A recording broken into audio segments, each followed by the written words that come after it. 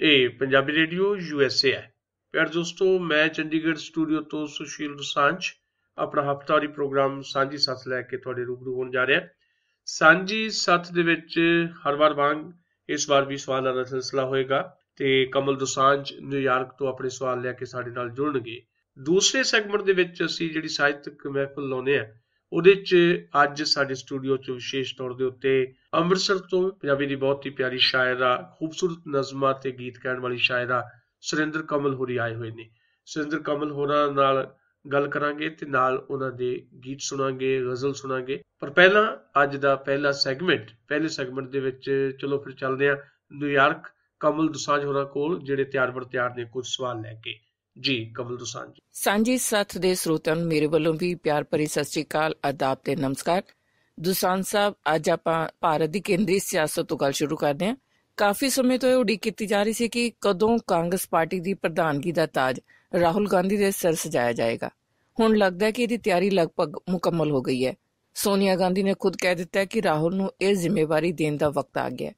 ਤੁਹਾਡੇ ਮੁਤਾਬਕ ਰਾਹੁਲ ਗਾਂਧੀ ਨੂੰ ਵੱਡੀ ਜ਼ਿੰਮੇਵਾਰੀ ਦੇਣ ਨਾਲ ਕਾਂਗਰਸ ਦੀ ਹਾਲਤ ਬਿਹਤਰ ਹੋ ਸਕੇਗੀ ਅਤੇ ਦੇਸ਼ ਦੀ ਕੁੱਲ ਸਿਆਸਤ ਤੇ ਇਹਦਾ ਕਿਸ ਤਰ੍ਹਾਂ ਦਾ ਅਸਰ ਪੈਣ ਦੀ ਸੰਭਾਵਨਾ ਹੈ?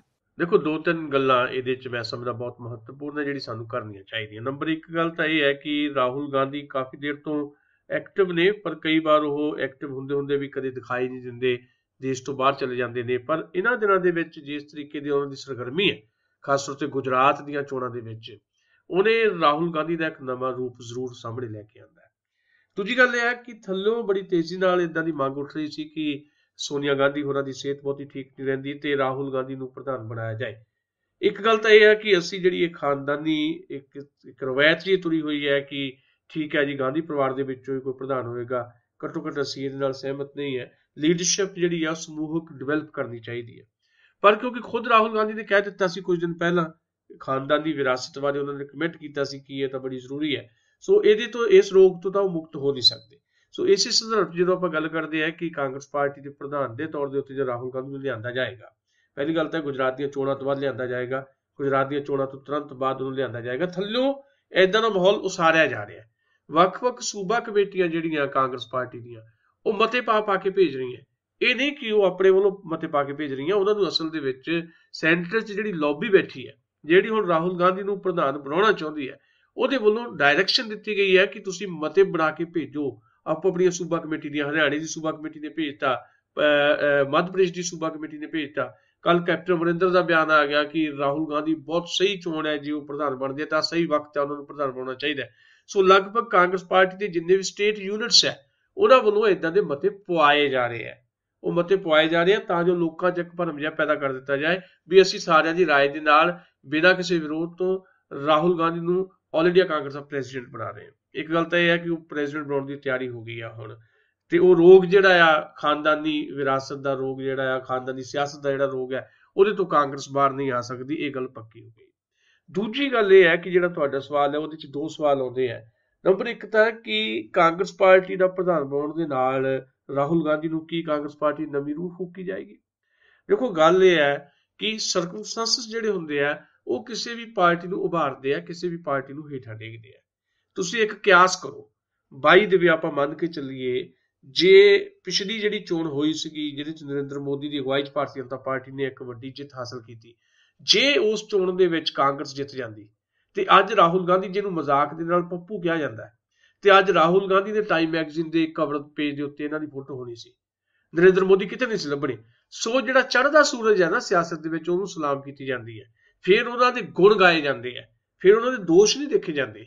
ਅੱਜ ਨਰਿੰਦਰ ਮੋਦੀ ਦਾ ਕੋਈ ਦੋਸ਼ ਨਹੀਂ ਦੇਖ ਰਿਹਾ। ਅੱਜ ਕਿਉਂਕਿ ਉਹ ਵਕਤਾ ਚੰਗੇ ਨੇ ਤੇ ਭਾਰਤ ਦੇ ਪ੍ਰਧਾਨ ਮੰਤਰੀ, ਇਸ ਕਰਕੇ ਉਹਨਾਂ ਦਾ ਗੁਣਗਾਨ ਹੋ ਰਿਹਾ। ਜੇ ਨਰਿੰਦਰ ਮੋਦੀ ਪ੍ਰਧਾਨ ਮੰਤਰੀ ਨਾ ਹੁੰਦੇ ਤਾਂ ਉਹਨਾਂ ਦਾ ਗੁਣਗਾਨ ਨਹੀਂ ਸੀ ਹੋਣਾ। ਤੁਹਾਨੂੰ ਯਾਦ ਹੋਣਾ 10 ਸਾਲ ਤੱਕ ਡਾਕਟਰ ਮਨਮੋਹਨ ਸਿੰਘ, ਜਿਹੜੇ ਬਹੁਤ ਵਧੀਆ ਤਰੀਕੇ ਨਾਲ ਭਾਸ਼ਣ ਨਹੀਂ ਕਰ ਸਕਦੇ ਪਰ ਚੰਗੇ ਇਨਸਾਨ ਨੇ, ਤੇ ਪਰ ਉਹਦੇ ਬਾਵਜੂਦ ਵੀ ਉਹ 10 ਸਾਲ ਤੱਕ, ਜਿਹੜੇ ਕਿ ਮਾਸ ਲੀਡਰ ਵੀ ਹੈ ਨਹੀਂ, 10 ਸਾਲ ਤੱਕ ਦੁਨੀਆ 'ਚ ਸਭ ਤੋਂ ਵੱਡੇ ਲੀਡਰ ਦੇ ਤੌਰ ਤੇ ਪ੍ਰਭਾਵ ਛੱਡਦੇ ਰਹੇ। ਉਹਨਾਂ ਨੂੰ ਦੁਨੀਆ ਦੀਆਂ ਅਖਬਾਰਾਂ ਹੀ ਲਿਖਦੀਆਂ ਰਹੀਆਂ ਕਿ ਸਭ ਤੋਂ ਸ਼ਕਤੀਸ਼ਾਲੀ ਲੀਡਰ ਜੇ ਕੋਈ ਹੈ ਭਾਰਤ ਦੇ ਵਿੱਚ ਉਹ ਡਾਕਟਰ ਮਨਮੋਹਨ ਸਿੰਘ ਹੈ। ਅੱਜ ਡਾਕਟਰ ਮਨਮੋਹਨ ਸਿੰਘ ਨੂੰ ਕੌਣ ਪੁੱਛਦਾ? ਸੋਨੀਆ ਗਾਂਧੀ ਕਾਂਗਰਸੀ ਪ੍ਰੈਜ਼ੀਡੈਂਟ ਸੀ, ਸਰਕਾਰ ਕਾਂਗਰਸੀ ਅਗਵਾਈ 'ਚ UPA ਦੀ ਸੀ, ਤੇ ਸੋਨੀਆ ਗਾਂਧੀ ਨੂੰ ਦੁਨੀਆ ਦੀ ਸਭ ਤੋਂ ਜ਼ਿਆਦਾ ਸ਼ਕਤੀਸ਼ਾਲੀ ਔਰਤ ਦੱਸਿਆ ਗਿਆ ਸਾਰੇ ਮੀਡੀਆ ਵੱਲੋਂ। ਅੱਜ ਨਰਿੰਦਰ ਮੋਦੀ ਉਹਨਾਂ ਦੀ ਥਾਂ ਤੇ ਹੈ। ਕੱਲ ਨੂੰ ਜੇ ਚੋਣ ਜਿਹੜੀ ਹੈ 2019 ਵਾਲੀ ਉਹ ਇਸ ਢੰਗ ਨਾਲ ਹੋ ਜਾਂਦੀ ਹੈ ਕਿ ਕਾਂਗਰਸ ਫੇਰ ਤੋਂ ਆ ਜਾਂਦੀ ਹੈ ਤੇ ਰਾਹੁਲ ਗਾਂਧੀ ਨੇ ਸਭ ਤੋਂ ਵੱਡੇ ਲੀਡਰ ਹੋਣਾ ਹੈ। ਸੋ ਅਲਟੀਮੇਟਲੀ ਕਾਂਗਰਸ ਦੇ ਵਿੱਚ ਜਾਨ ਪੈਣ ਦਾ ਜਿਹੜਾ ਮਸਲਾ ਆ ਉਹ ਰਾਹੁਲ ਗਾਂਧੀ ਕਰਕੇ ਨਹੀਂ ਪੈਣੀ ਵੀ ਰਾਹੁਲ ਗਾਂਧੀ ਆਇਆ ਤਾਂ ਜਾਨ ਪੈ ਜਾਣੀ ਹੈ। ਇਹ ਤਾਂ ਅਸਲ ਦੇ ਵਿੱਚ ਹੁਣ ਜਿਹੜਾ ਤੁਸੀਂ 25 30 40 ਸਾਲ ਤੋਂ ਜਿਹੜਾ ਦੇਖ ਰਹੇ ਆ ਨਾ ਜੀ ਭਾਰਤ ਦੇ ਵਿੱਚ ਜਿਸ ਕਿਸਮ ਦਾ ਮਾਹੌਲ ਹੈ ਸਿਆਸਤ ਦਾ ਜਾਂ ਚੋਣ ਦਾ, ਉਹਦੇ 'ਚ ਅਸਲ ਦੇ ਵਿੱਚ ਜਿਹੜਾ ਜਿੱਤਦਾ ਉਹ ਜਿੱਤਦਾ ਨਹੀਂ ਹੈ। ਤੁਹਾਨੂੰ ਮੈਂ ਦੱਸਾਂ ਕਿ ਨਰਿੰਦਰ ਮੋਦੀ ਦੀ ਅਗਵਾਈ ਦੇ ਵਿੱਚ ਬੀਜੇਪੀ ਨਹੀਂ ਜਿੱਤੀ, ਕਾਂਗਰਸ ਹਾਰੀ ਹੈ। ਅੱਜ ਕੱਲ ਜਿਹੜਾ ਜਿੱਤਦਾ ਉਹ ਨਹੀਂ ਜਿੱਤਦਾ, ਜਿਹੜੇ ਹਾਰਨ ਵਾਲੇ ਉਹ ਹਾਰਦੇ ਆਪਣੀਆਂ ਗਲਤੀਆਂ ਕਰਕੇ। ਕਾਂਗਰਸ ਹਾਰੀ ਹੈ ਤਾਂ ਬੀਜੇਪੀ ਆਈ ਹੈ। ਜੇ ਕਾਂਗਰਸ ਨੇ ਦਰੁਸਤ ਕੰਮ ਕੀਤੇ ਹੁੰਦੇ ਤਾਂ ਫਿਰ ਬੀਜੇਪੀ ਵਰਗੀ ਜਿਹੜੀ ਕੱਟੜ ਕਿਸਮ ਦੀ ਪਾਰਟੀ ਹੈ, ਜਿਹੜੀ ਸਗੋਂ ਕਾਂਗਰਸ ਤੋਂ 4 ਕਦਮ ਅੱਗੇ ਜਾ ਕੇ ਦੇਸ਼ ਦੇ ਆਵਾਮ ਨੂੰ ਕਿਸੇ ਹੋਰ ਸੰਕਟ 'ਚ ਸਿੱਟਣ ਜਾ ਰਹੀ ਹੈ, ਉਹਦੀ ਥਾਂ ਦੇ ਉੱਤੇ ਫਿਰ ਬੀਜੇਪੀ ਨਹੀਂ ਸੀ ਹੋਣਾ ਕਾਂਗਰਸ ਦੀ ਥਾਂ ਦੇ ਉੱਤੇ। ਹੁਣ ਵੀ ਜੇ ਕਾਂਗਰਸ ਆਏਗੀ 2019 ਜਿਹਦੀ ਸੰਭਾਵਨਾ ਹਾਲੇ ਨਹੀਂ ਬਣ ਰਹੀ, ਇਹ ਤਾਂ ਗੁਜਰਾਤ ਦੀਆਂ ਚੋਣਾਂ ਤੋਂ ਬਾਅਦ ਪਤਾ ਲੱਗੂਗਾ ਗੁਜਰਾਤ ਦੀਆਂ ਚੋਣਾਂ ਜਾਂ ਹਿਮਾਚਲ ਦੀਆਂ ਚੋਣਾਂ ਦੇ ਕੀ ਰਿਜ਼ਲਟ ਹੈ। ਗੁਜਰਾਤ ਦੀਆਂ ਚੋਣਾਂ ਬਾਰੇ ਅਗਲੇ ਪ੍ਰੋਗਰਾਮਾਂ 'ਚ ਆਪਾਂ ਚਰਚਾ ਜ਼ਰੂਰ ਕਰਾਂਗੇ। ਬੜੀ ਤਿੱਖੀ ਉੱਥੇ ਲੜਾਈ ਚੱਲ ਰਹੀ ਹੈ ਤੇ ਕਾਂਗਰਸ ਬਿਹਤਰ ਕਰਨ ਦੀ ਪੋਜੀਸ਼ਨ 'ਚ ਵੀ ਹੈ, ਪਰ ਹਾਲੇ ਦਾਅਵਾ ਨਹੀਂ ਕੀਤਾ ਜਾ ਸਕਦਾ ਕਿ ਕਾਂਗਰਸ ਉੱਤੇ ਜਿੱਤ ਜਾਏਗੀ। ਪਰ ਉਹਦੇ ਬਾਵਜੂਦ ਗੁਜਰਾਤ ਦੀਆਂ ਚੋਣਾਂ ਦੇ ਨਤੀਜੇ ਦੱਸਣਗੇ 2019 ਚ ਕੀ ਹੋਣ ਵਾਲਾ ਹੈ। ਸੋ 2019 ਦੇ ਜਿਹੜੇ ਰਿਜ਼ਲਟ ਹੈ ਉਹ ਇਸ ਕਰਕੇ ਕਾਂਗਰਸ ਦੇ ਪੱਖ 'ਚ ਨਹੀਂ ਹੋਣੇ ਵੀ ਰਾਹੁਲ ਗਾਂਧੀ ਜੀ ਲਾ ਦਿੱਤੇ ਗਏ ਨੇ ਆਲ ਇੰਡੀਆ ਕਾਂਗਰਸ ਦੇ ਪ੍ਰਧਾਨ, ਉਹ ਇਸ ਕਰਕੇ ਹੋਣਗੇ ਕਿ ਬੀਜੇਪੀ ਦੀ ਨਰਿੰਦਰ ਮੋਦੀ ਦੀ ਅਗਵਾਈ 'ਚ ਜਿਹੜੀ ਸਰਕਾਰ ਹੈ ਉਹਨੇ 3.5 4 ਸਾਲ ਜਾਂ 5 ਸਾਲ ਜਦੋਂ ਪੂਰੇ ਹੋਣੇ ਕੀਤਾ ਹੀ ਕੱਖ ਨਹੀਂ, ਲੋਕਾਂ ਨੂੰ ਸਿਰਫ ਤੇ ਸਿਰਫ ਲਾਰੇ ਲਾਇਆ, ਸ਼ਬਦਾਂ ਦੇ ਜਾਲ ਚੁਲਝਾਇਆ। ਸੋ ਬੀਜੇਪੀ ਦੀ ਨਰਿੰਦਰ ਮੋਦੀ ਦੀ ਨਾਕਾਮੀ ਜਿਹੜੀ ਹੈ ਉਹ ਕੱਲ ਨੂੰ ਕਾਂਗਰਸ ਨੂੰ ਜਿਤਾਏਗੀ। ਉਹਦੇ 'ਚ ਕਿਸੇ ਇੱਕ ਲੀਡਰ ਦਾ ਕੋਈ ਬਹੁਤ ਵੱਡਾ ਰੋਲ ਨਹੀਂ ਹੋ ਸਕਦਾ। ਲੀਡਰ ਦਾ ਰੋਲ ਜ਼ਰੂਰ ਹੁੰਦਾ ਹੈ, ਪਰ ਉਹ ਲੀਡਰ ਦਾ ਰੋਲ ਇੱਕ ਸੀਮਤ ਹੁੰਦਾ ਹੈ। ਅੱਜ ਜੋ ਦਿਖਾਈ ਦੇ ਰਿਹਾ ਉਹ 'ਚ ਲੱਗਦਾ ਕਿ ਨਰਿੰਦਰ ਮੋਦੀ ਦਾ ਬਹੁਤ ਵੱਡਾ ਰੋਲ ਹੈ, ਕੋਈ ਬਹੁਤ ਵੱਡਾ ਰੋਲ ਨਹੀਂ ਹੈ। ਉਹ ਸਰਕਮਸਟੈਂਸਸ ਇਦਾਂ ਦੇ ਬਣੇ ਸੀ, ਆਪੋਜੀਸ਼ਨ ਖਿਲਰੀ ਪੱਤਰੀ ਸੀ, ਕਾਂਗਰਸ ਕਮਜ਼ੋਰ ਹੋ ਗਈ ਸੀ, ਕਾਂਗਰਸ ਆਪਣੀਆਂ ਗਲਤੀਆਂ ਕਰਕੇ 10 ਸਾਲ ਲਗਾਤਾਰ ਰਾਜ ਕੀਤਾ ਸੀ, ਐਂਟੀ ਇਨਕੰਬੈਂਸੀ ਸੀ, ਜਿਹਦੇ ਕਰਕੇ ਨਰਿੰਦਰ ਮੋਦੀ ਦੀ ਬੱਲੇ ਬੱਲੇ ਹੋ ਗਈ ਹੈ। ਆਉਣ ਵਾਲਾ ਸਮਾਂ ਸ਼ਾਇਦ ਬਦਲੇਗਾ। ਓਵਰਆਲ ਭਾਰਤ ਦੀ ਸਿਆਸਤ ਤੇ ਰਾਹੁਲ ਗਾਂਧੀ ਪ੍ਰਧਾਨ ਬਣਦੇ ਨਹੀਂ ਬਣਦੇ, ਇਹ ਅਸਰ ਤਾਂ ਹੋਏਗਾ ਚੋਣ ਸਿਆਸਤ ਤੇ ਥੋੜਾ ਬਹੁਤ ਅਸਰ ਜ਼ਰੂਰ ਹੋਏਗਾ।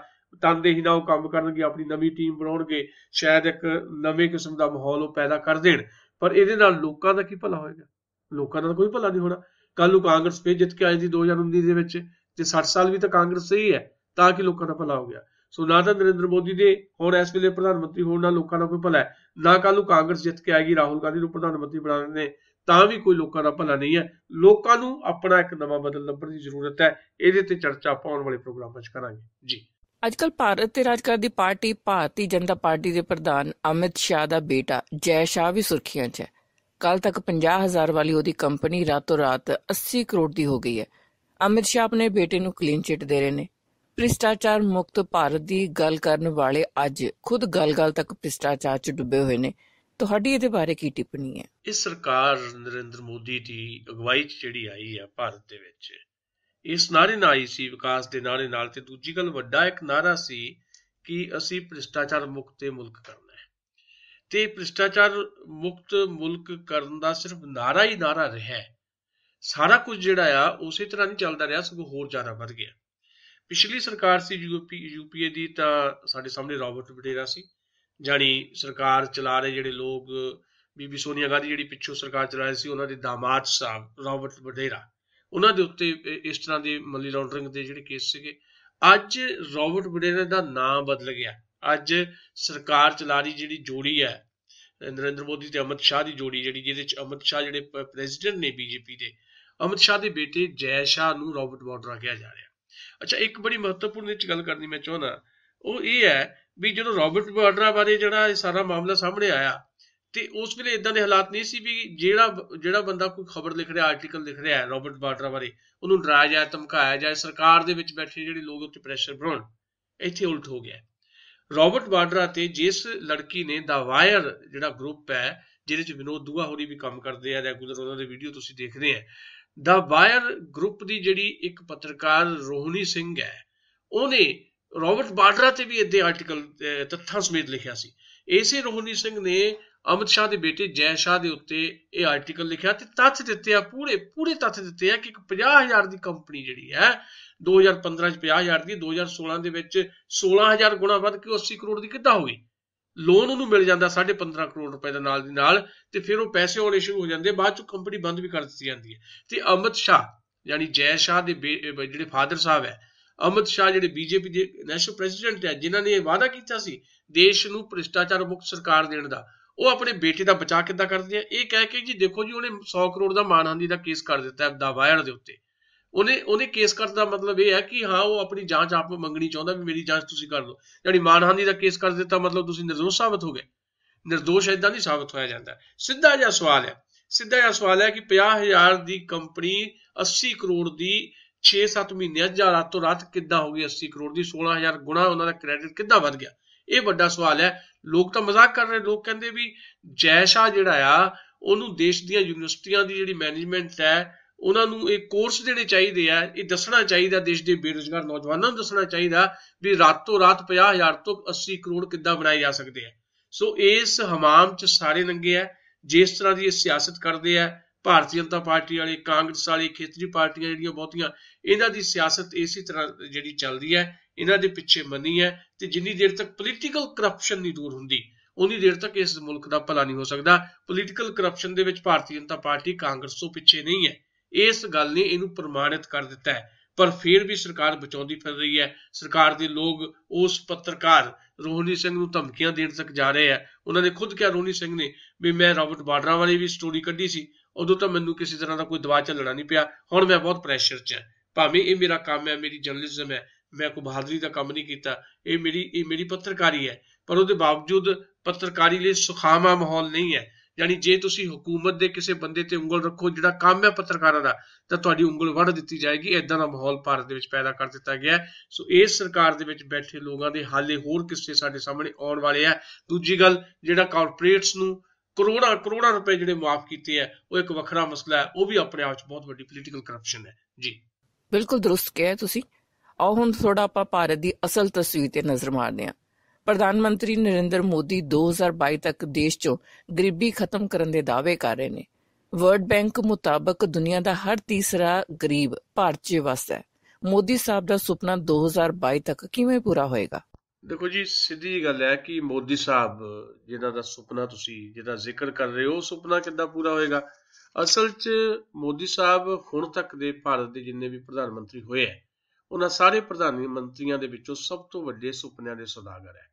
ਉਹ ਸੁਪਨੇ ਵੇਚਦੇ ਆ, ਸੁਪਨਿਆਂ ਦੀ ਗੱਲ ਕਰਦੇ ਆ, ਸੁਪਨਿਆਂ ਬਾਰੇ ਬਹੁਤ ਸਾਰੀ ਵਿਸਥਾਰ ਦੇ ਵਿੱਚ ਵੀ ਚਰਚਾ ਕਰਦੇ ਆ, ਪਰ ਇੰਪਲੀਮੈਂਟ ਕਿੱਦਾਂ ਕਰਨਾ ਇਹ ਉਹਨਾਂ ਕੋਲ ਕਿਤੇ ਕੁਝ ਵੀ ਨਹੀਂ ਹੈ, ਕੋਈ ਯੋਜਨਾ ਨਹੀਂ ਹੈ। ਵੈਸੇ ਨਰਿੰਦਰ ਮੋਦੀ ਹੋਰੀ ਪਹਿਲੇ ਪ੍ਰਧਾਨ ਮੰਤਰੀ ਨਹੀਂ ਹੈ ਜਿਨ੍ਹਾਂ ਨੇ ਭਾਰਤ ਦੇ ਵਿੱਚੋਂ ਗਰੀਬੀ ਹਟਾਓ ਦਾ ਨਾਅਰਾ ਦਿੱਤਾ ਹੋਵੇ।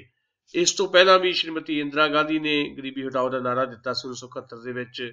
ਇੰਦਰ ਕੁਮਾਰ ਗੁਜਰਾਲ ਭਾਰਤ ਦੇ ਪ੍ਰਧਾਨ ਮੰਤਰੀ ਰਹੇ 1997 ਦੇ ਵਿੱਚ। ਉਹਨਾਂ ਨੇ ਵੀ ਕਿਹਾ ਸੀ ਕਿ ਅਸੀਂ ਘੱਟ ਭਾਅ ਦੇ ਉੱਤੇ ਜਿਹੜਾ ਅਨਾਜ ਲੋਕਾਂ ਨੂੰ ਮੁਹੱਈਆ ਕਰਾਉਣਾ, ਗਰੀਬੀ ਇਹਦਾ ਖਤਮ ਹੋਊ। ਅਟਲ ਬਿਹਾਰੀ ਵਾਜਪੇਈ ਨੇ 2000 ਦੇ ਵਿੱਚ ਪ੍ਰਧਾਨ ਮੰਤਰੀ ਬਣ ਕੇ ਕਿਹਾ ਸੀ ਵੀ ਪਿੰਡਾਂ 'ਚ ਯੋਜਨਾ ਸ਼ੁਰੂ ਕਰੋ, ਪਿੰਡਾਂ ਦਾ ਵਿਕਾਸ ਕਰੋ ਤਾਂ ਗਰੀਬੀ ਖਤਮ ਹੋਊ।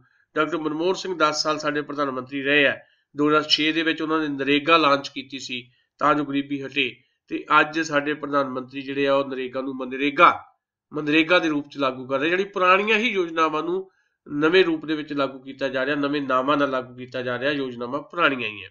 ਉਹਦਾ ਇੱਕ ਗੱਲ ਹੈ ਕਿ 46 ਸਾਲ ਜਿਹੜੇ ਆ ਇੰਦਰਾ ਗਾਂਧੀ ਤੋਂ ਲੈ ਕੇ ਅੱਜ ਤੱਕ 46 ਸਾਲਾਂ ਦੇ ਵਿੱਚ ਗਰੀਬੀ ਇਹ ਨਹੀਂ ਕਿ ਬਿਲਕੁਲ ਨਹੀਂ ਘਟੀ, ਗਰੀਬੀ ਘਟੀ ਵੀ ਹੈ। 27% ਗਰੀਬੀ ਘਟੀ ਵੀ ਹੈ। 46 ਸਾਲ ਪਹਿਲਾਂ 57% ਗਰੀਬੀ ਰੇਖਾ ਤੋਂ ਹੇਠਾਂ ਲੋਕ ਰਹਿ ਰਹੇ ਸੀ, ਅੱਜ 30% ਦੇ ਨੇੜੇ ਤੇੜੇ ਹੈ। ਪਰ ਬਹੁਤ ਦੁੱਖ ਵਾਲੀ ਗੱਲ ਇਹ ਹੈ ਵੀ ਏਸ਼ੀਆ ਦਾ ਜ਼ਿਕਰ ਜੇ ਆਪਾਂ ਕਰੀਏ ਤਾਂ ਏਸ਼ੀਆ ਦੇ ਵਿੱਚ ਜਿਹੜਾ ਗਰੀਬੀ ਦਾ ਇੱਕ ਪੈਮਾਨਾ ਮਿਥਿਆ ਗਿਆ, ਉਸ ਪੈਮਾਨੇ 'ਚ ਏਸ਼ੀਆ 'ਚ 33 ਕਰੋੜ ਲੋਕ ਗਰੀਬ ਹੈ। ਉਹ 33 ਕਰੋੜ ਦੇ ਵਿੱਚੋਂ ਲਗਭਗ 22.5 ਕਰੋੜ ਇਕੱਲੇ ਭਾਰਤ ਦੇ ਵਿੱਚ ਹੈ। ਜਿੱਦਾਂ ਤੁਸੀਂ ਸਵਾਲ ਦੇ ਸ਼ੁਰੂ 'ਚ ਕਿਹਾ ਵੀ ਸਾਡੇ ਭਾਰਤ ਦੇ ਵਿੱਚ ਜਿਹੜੇ ਗਰੀਬ ਆ ਉਹਨਾਂ ਦੀ ਗਿਣਤੀ ਜਦੋਂ ਆਪਾਂ ਕਰਦੇ ਹਾਂ ਤੇ ਦੁਨੀਆ ਦਾ ਹਰ ਤੀਜਾ ਗਰੀਬ ਜਿਹੜਾ ਹੈ ਉਹ ਭਾਰਤ ਦੇ ਵਿੱਚ ਰਹਿੰਦਾ ਹੈ। ਤੇ ਹੈਰਾਨੀ ਵਾਲੀ ਗੱਲ ਇਹ ਹੈ ਕਿ ਸਾਡੇ ਜਿਹੜੇ ਗੁਆਂਢ ਦੇ ਜਿਹੜੇ ਮੁਲਕ ਹੈ ਉਹ ਗਰੀਬੀ ਦੇ ਲੈਵਲ 'ਚ ਸਾਡੇ ਤੋਂ ਅੱਗੇ ਹੈ। ਮਤਲਬ ਗਰੀਬੀ ਉਹਨਾਂ 'ਚ ਉਸ ਰੂਪ ਦੇ ਵਿੱਚ ਨਹੀਂ ਜਿੱਦਾਂ ਸਾਡੇ 'ਚ ਹੈ। ਈਵਨ ਸਾਡੇ ਬਹੁਤ ਜਿਹੜੇ ਨੇੜਲੇ ਜਿਹੜੇ ਛੋਟੇ ਮੁਲਕ ਵੀ ਹੈਗੇ ਆ, ਚਾਹੇ ਉਹ ਬੰਗਲਾਦੇਸ਼ ਹੈ, ਚਾਹੇ ਉਹ ਸ਼੍ਰੀਲੰਕਾ ਆ, ਉਹ ਉਹਨਾਂ ਦੇ ਅੰਕੜੇ ਜਿਹੜੇ ਆ ਸਾਡੇ ਨੂੰ ਬਿਹਤਰ ਦਿਖਾਈ ਦੇ ਰਹੇ ਆ।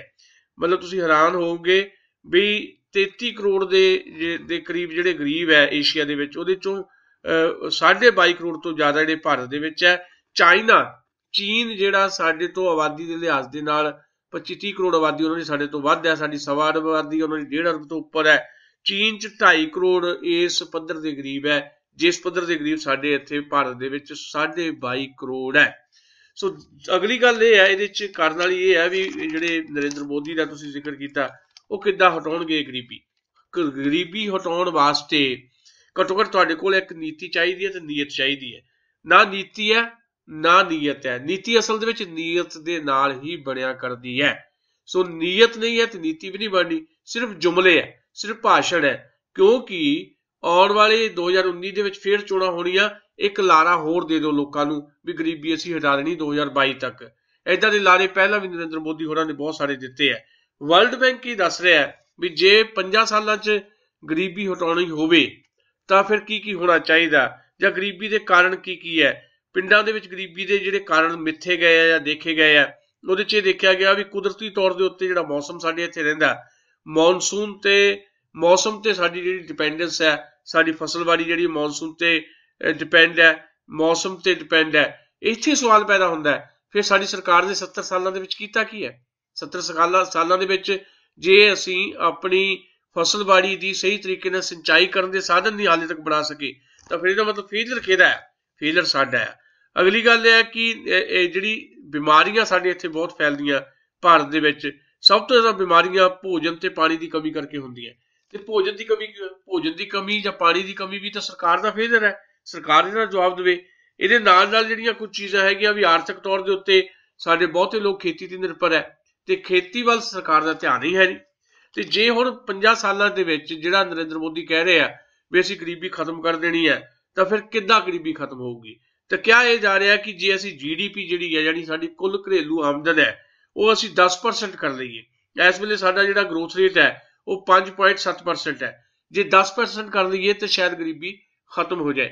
ਪਰ ਸਵਾਲ ਇੱਥੇ ਇਹ ਹੈ ਵੀ ਜਿਹੜੀ GDP ਹੈ ਉਹ ਖੁਸ਼ਹਾਲੀ ਦਾ ਮਾਪਦੰਡ ਨਹੀਂ ਹੈ। GDP ਉੱਪਰ ਦਿਖਾਈ ਦਿੰਦੀ ਹੈ, ਖੁਸ਼ਹਾਲੀ ਦਾ ਮਾਪਦੰਡ ਹੁੰਦਾ ਤੁਹਾਡੇ ਜਿਹੜੇ ਲੋਕ ਹੈ, ਪਿੰਡਾਂ 'ਚ ਰਹਿੰਦੇ ਆ, ਕਲੋਨੀਆਂ 'ਚ ਰਹਿੰਦੇ ਆ, ਉਹਨਾਂ ਦਾ ਜੀਵਨ ਪੱਧਰ ਕੀ ਆ, ਉਹ ਕਿਹਨੇ ਚੁੱਕਣਾ। ਇਹਦੇ ਬਾਰੇ ਕਿਸੇ ਕੋਲ ਕੋਈ ਯੋਜਨਾ ਨਹੀਂ। ਫਿਰ ਰੁਜ਼ਗਾਰ, ਨਰਿੰਦਰ ਮੋਦੀ ਹੋਰਾਂ ਨੇ ਕਿਹਾ ਸੀ ਕਿ ਹਰ ਸਾਲ 2 ਕਰੋੜ ਰੁਜ਼ਗਾਰ ਪੈਦਾ ਕਰਾਂਗੇ। ਤੇ ਅੱਜ ਸਾਡੀ ਗਰੀਬੀ ਤਾਂ ਖਤਮ ਹੁੰਦੀ ਹੈ ਭਾਰਤ ਦੇ ਵਿੱਚ ਜੇ 17.5 ਕਰੋੜ ਨਵੇਂ ਜੌਬ ਕ੍ਰੀਏਟ ਹੋਣ ਭਾਰਤ ਦੇ ਵਿੱਚ। ਤੇ ਮੋਦੀ ਸਾਹਿਬ ਨੇ ਤਾਂ 2 ਕਰੋੜ ਕਹੇ ਸੀ ਸਾਲ 'ਚ ਪੈਦਾ ਕਰਦੇ ਆ ਤੇ 40,000 ਨਹੀਂ ਹਾਲੇ ਤੱਕ ਪੈਦਾ ਕਰ ਸਕੇ। ਤੇ ਨਾਲ ਦੀ ਨਾਲ ਇਕਨੋਮੀ ਦਾ ਮਸਲਾ ਹੈ, ਇਕਨੋਮੀ ਸਾਡੀ ਵਧੂਗੀ ਤਾਂ ਜੇ ਜੌਬਸ ਹੋਣਗੀਆਂ, ਜੇ ਸਾਡੀ ਜਿਹੜਾ ਐਜੂਕੇਸ਼ਨ ਦਾ ਲੈਵਲ ਠੀਕ ਹੋਏਗਾ, ਹੈਲਥ ਦਾ ਸਿਸਟਮ ਠੀਕ ਹੋਏਗਾ, GDP ਜਿਹੜੀ ਅੱਗੇ ਜਾਏਗੀ ਤੇ GDP ਥੱਲੇ ਤੱਕ ਜਿਹੜੀ ਹੈ ਲੋਕਾਂ ਤੇ ਅਸਰ ਕਰੇਗੀ। ਇਹਦੇ ਨਾਲ ਨਾਲ ਇਹ ਹੈ ਵੀ ਨਵੀਂ ਟੈਕਨੀਕਸ ਜਿਹੜੀਆਂ ਲੋਕਾਂ ਤੱਕ ਪਹੁੰਚਣ, ਉਹਦੇ ਵਾਸਤੇ ਵੀ ਸਾਡੇ ਕੋਲ ਤਾਂ ਹਜੇ ਪਿੰਡਾਂ ਦੇ ਵਿੱਚ 30-35% ਇਦਾਂ ਦੇ ਪਿੰਡ ਆ ਭਾਰਤ ਦੇ ਜਿੱਥੇ ਬਿਜਲੀ ਤੱਕ ਹੈ ਨਹੀਂ, ਉੱਥੇ ਇੰਟਰਨੈਟ ਕਿੱਦਾਂ ਪਹੁੰਚੂਗਾ। ਇਹਦੇ ਨਾਲ ਨਾਲ ਸਾਡਾ ਸਭ ਤੋਂ ਵੱਡਾ ਮਸਲਾ ਐਗਰੀਕਲਚਰ ਹੈ। ਸਾਡਾ ਜਿਹੜਾ ਭਾਰਤ ਹੈ ਖੇਤੀ ਨਿਰਭਰ ਮੁਲਕ ਹੈ, ਪਰ ਖੇਤੀ ਨੂੰ ਤਬਾਹ ਕੀਤਾ ਜਾ ਰਿਹਾ, ਖੇਤੀ ਨੂੰ ਖਤਮ ਕੀਤਾ ਜਾ ਰਿਹਾ, ਕਿਸਾਨ ਨੂੰ ਖੇਤ ਚੋਂ ਬਾਹਰ ਕੱਢਿਆ ਜਾ ਰਿਹਾ ਤੇ ਕਿਸਾਨ ਦੀ ਜਿਹੜੀ ਪ੍ਰੋਡਕਸ਼ਨ ਹੈ ਉਹਨੂੰ ਜਾਂ ਜਿਣਸ ਜਿਹੜੀ ਹੈ ਉਹਨੂੰ ਮੰਡੀ ਨਹੀਂ ਕਿਤੇ ਵੀ ਮਿਲਦੀ ਤੇ ਉਹਦੀ ਆਮਦਨ ਜਿਹੜੀ ਘਟਦੀ ਜਾ ਰਹੀ ਹੈ। ਲਾਗਤ ਦੇ ਮੁਤਾਬਕ ਉਹਨਾਂ ਨੂੰ ਜਿਣਸ ਦਾ ਭਾਅ ਨਹੀਂ ਮਿਲਦਾ। ਆਮਦਨ ਜਿੰਨੀ ਦੇਰ ਤੱਕ 2 ਜਾਂ 3 ਗੁਣਾ ਨਹੀਂ ਹੁੰਦੀ ਕਿਸਾਨਾਂ ਦੀ, ਇਹ ਸਾਰੀਆਂ ਚੀਜ਼ਾਂ ਨਹੀਂ ਹੋ ਸਕਦੀਆਂ। ਸੋ ਕੁੱਲ ਮਿਲਾ ਕੇ ਨਰਿੰਦਰ ਮੋਦੀ ਦੀ ਜੁਮਲੇ ਹੈ, ਨਰਿੰਦਰ ਮੋਦੀ ਗਰੀਬੀ ਹਟਾਓ ਦੀ ਗੱਲ ਕਰ ਰਹੇ ਆ, ਪਰ ਉਹਨਾਂ ਦੇ ਅਮਲ ਇਹ ਦੱਸਦੇ ਆ ਕਿ ਗਰੀਬ ਖਤਮ ਕਰ ਦਿਓ ਤਾਂ ਗਰੀਬੀ ਆਪ ਹੀ ਹਟ ਜਾਏਗੀ। ਜੀ, ਇਹਦੇ ਨਾਲ ਹੀ ਇੱਕ ਹੋਰ ਗੱਲ ਕਰ ਲਈਏ ਆਪਾਂ, ਕੁਪੋਸ਼ਣ ਦੇ ਮਾਮਲੇ 'ਚ ਵੀ ਭਾਰਤ ਦੀ ਹਾਲਤ ਕਾਫੀ ਤਰਸਯੋਗ ਹੈ। ਗਲੋਬਲ ਹੰਗਰੀ ਇੰਡੈਕਸ ਯਾਨੀ ਵਿਸ਼ਵ ਕੁਪੋਸ਼ਣ ਸੂਚੀ 'ਚ ਭਾਰਤ 119 ਮੁਲਕਾਂ 'ਚੋਂ 100 ਨੰਬਰ ਤੇ ਜਾ ਪਹੁੰਚਿਆ ਹੈ। ਕੀ ਇਹ ਹੈ ਨਰਿੰਦਰ ਮੋਦੀ ਦੀ ਸਰਕਾਰ ਦੀ ਤਰੱਕੀ ਦਾ ਪੈਮਾਨਾ? ਕਮਲ ਜੀ, ਇਹ ਸਵਾਲ ਵੀ ਜਿਹੜਾ ਸਾਡਾ ਪਿਛਲਾ ਸਵਾਲ ਹੈ ਉਹਦੀ ਕੰਟੀਨਿਊਟੀ ਹੈ, ਅਸਲ ਦੇ ਵਿੱਚ ਉਹਦੀ ਲਗਾਤਾਰਤਾ ਹੈ। ਅਸੀਂ ਗਰੀਬੀ ਰੇਖਾ ਦੀ ਗੱਲ ਕੀਤੀ ਹੈ, ਭਾਰਤ ਦੇ ਵਿੱਚ ਕਿੰਨੇ ਲੋਕ ਗਰੀਬ ਉਹਦੀ ਗੱਲ ਕੀਤੀ ਹੈ। ਹੁਣ ਜਿਹੜੀ ਇਹ ਨਵੀਂ ਰਿਪੋਰਟ ਜਿਹਦੇ ਹਵਾਲੇ ਨਾਲ ਤੁਸੀਂ ਸਵਾਲ ਕੀਤਾ ਹੈ ਵੀ ਇੰਟਰਨੈਸ਼ਨਲ ਜਿਹੜੀ ਖੁਰਾਕ ਪਾਲਿਸੀ ਖੋਜ ਸੰਸਥਾ ਜਿਹੜੀ ਹੈਗੀ ਆ ਵਾਸ਼ਿੰਗਟਨ ਦੇ ਵਿੱਚ, ਉਹਨਾਂ ਵੱਲੋਂ ਇੱਕ ਰਿਪੋਰਟ ਆਈ ਹੈ ਜਿਹਨੇ ਸਾਡਾ ਸਿਰ ਸ਼ਰਮ ਨਾਲ ਝੁਕਾ ਦਿੱਤਾ ਹੈ। ਪਹਿਲਾਂ ਵੀ ਸਾਡੀ ਹਾਲਤ ਬਹੁਤੀ ਕੋਈ ਚੰਗੀ ਨਹੀਂ ਸੀ, ਪਰ ਪਿਛਲੇ ਸਾਲ ਜਦੋਂ 119 ਮੁਲਕਾਂ ਦੀ ਸੂਚੀ ਜਾਰੀ ਹੋਈ ਸੀ ਵੀ ਭੁੱਖਮਰੀ ਵਾਲੇ ਮੁਲਕ ਜਿਹੜੇ ਕਿੰਨੇ ਆ ਜਾਂ ਜਿਹੜੇ ਕੁਪੋਸ਼ਣ ਵਾਲੇ, ਯਾਨੀ ਜਿੱਥੇ ਖਾਣਾ ਪੂਰਾ ਨਹੀਂ ਮਿਲਦਾ ਲੋਕਾਂ ਨੂੰ, ਉਹਨਾਂ ਮੁਲਕਾਂ 'ਚ ਅਸੀਂ ਉਦੋਂ ਯਾਨੀ 2016 ਦੇ ਵਿੱਚ 2016 'ਚ ਅਸੀਂ 97 ਨੰਬਰ ਤੇ ਸੀ 118 ਮੁਲਕਾਂ 'ਚੋਂ। ਅੱਜ 119 ਮੁਲਕਾਂ ਦੀ ਸੂਚੀ ਜਾਰੀ ਹੁੰਦੀ ਹੈ ਤੇ ਅਸੀਂ 100ਵੇਂ ਨੰਬਰ ਤੇ ਚੱਲ ਗਏ। ਜਾਣੀ ਅਸੀਂ 119 ਦੇ ਵਿੱਚੋਂ 100ਵੇਂ ਨੰਬਰ ਤੇ। ਸਾਡੀ ਹਾਲਤ ਇੰਨੀ ਮਾੜੀ ਹੋ ਗਈ ਹੈ ਵੀ ਸਾਡੇ ਗੁਆਂਢ 'ਚ ਬੰਗਲਾਦੇਸ਼ ਹੈ, ਸ਼੍ਰੀਲੰਕਾ ਆ, ਮਿਆਂਮਾਰ ਹੈ, ਨੇਪਾਲ, ਅਸੀਂ ਇਹਦੇ ਤੋਂ ਵੀ ਪਿੱਛੇ ਹੈ।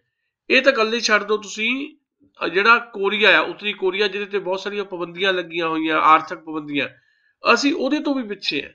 ਅਸੀਂ ਇਰਾਕ ਤੋਂ ਵੀ ਪਿੱਛੇ ਆ, ਜਿਹੜੇ 3 ਦਹਾਕਿਆਂ ਤੋਂ ਇਰਾਕ 'ਚ ਜਿਹੜੀ ਜੰਗ ਲੱਗੀ ਹੋਈ ਆ, ਜੰਗ ਚੱਲ ਰਹੇ ਨੇ ਲੋਕ, ਅਸੀਂ ਇਰਾਕ ਤੋਂ ਵੀ ਪਿੱਛੇ ਆ ਇਸ ਮਾਮਲੇ ਦੇ ਵਿੱਚ।